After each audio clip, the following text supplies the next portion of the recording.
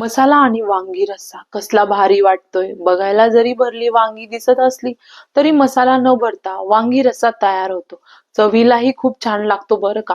वांग्याच्या प्रकारात काहीतरी नवीन ट्राय करायचंय तर ही पद्धत नक्की ट्राय करा. खूप भारी लागते. नमस्कार, मी पल्लवी. पल्लवी किचन मध्ये आपलं मनापासून स्वागत. त्यासाठी आपल्याला लागणार आहे 6 ते 7 वांगी. वांगी ही काटेरी घेतलेली आहेत. तुम्ही बघू शकता. वांग्याला कट करून घ्यायचं आहे. पाण्यामध्ये टाकून ठेवायचं आहे. पाण्यामध्ये थोडस मीठ घालून ठेवायचं आहे, जेणेकरून आपली वांगी ही काळी पडणार नाही. त्यानंतर आपल्याला त्यासाठी लागणार आहे एक वाटण तयार करायचं आहे. मिक्सरच्या भांड्यामध्ये आपल्याला खोबरं घ्यायचं आहे. खोबरं मी अर्धा कप घेतलेलं आहे. 1.5 इंच आलं घेतलेलं आहे. लसूण घेतलेला आहे. थोडीशी कोथिंबीर घालून जाडसर वाटण तयार करून घेतलेलं आहे. तुम्ही बघू शकता.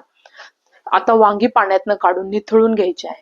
सगळीकडनं वांग्याला मीठ चोळायचं आहे. गॅसवरती कढई गरम करण्यासाठी ठेवली.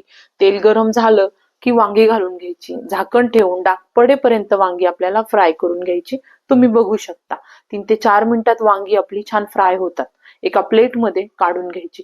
त्याच कढईत थोडस तेल घालायचं, अर्धा चमचाभर मोहरी घालायची. मोहरी छान फुलली की जिरं घालायचं. कांदा घालायचा. कांदा मऊ होईपर्यंत परतून घ्यायचा. लाल मिरची पावडर, चिकन मसाला, घरचा मसाला, हळद, मीठ घालायचं. छान असं मिक्स करायचं. चिकन मसाला हवा तर तुम्ही स्किप करू शकता. थोडंसं पाणी घालायचं, मसाले करपू नयेत म्हणून. तयार केलेलं वाटण त्यामध्ये घालून घ्यायचं. एकदा मिक्स करून घ्यायचं. थोडीशी कोथिंबीर घालायची.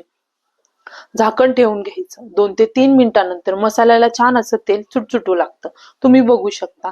2 ते 3 मिनिटांनंतर मसाला आपला छान वाफेवर शिजलेला आहे आणि त्यामधले तेलही सुटसुटायला लागलेलं आहे. त्यामध्ये फ्राय केलेली वांगी घालून घ्यायची. त्यामध्ये गरम पाणी घालून घ्यायचं. गरम पाणीच घालायचं आहे, जेणेकरून भाजीची चव बिघडणार नाही. एकदा मिक्स करून घ्यायचं. झाकण ठेवून एक उकळी काढून घ्यायची. एक उकळी आल्यानंतर आपल्याला त्यामध्ये 1.5 चमचा धना पावडर घालून घ्यायची आहे. 3 ते 4 चमचे शेंगदाण्याचा कूट घालून घ्यायचा आहे. एकदा मिक्स करून घ्यायचं आहे आणि झाकण ठेवून वांगी शिजेपर्यंत 7 ते 8 मिनिटं आपल्याला वाट पाहायची आहे. तुम्ही बघू शकता.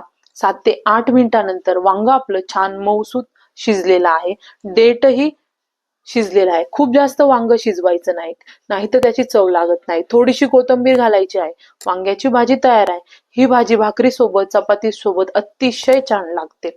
रेसिपी आवडल्यास लाईक, शेअर, कमेंट नक्की करा. व्हिडिओ पाहिल्याबद्दल धन्यवाद. सर्वात महत्त्वाचं हसत राहा.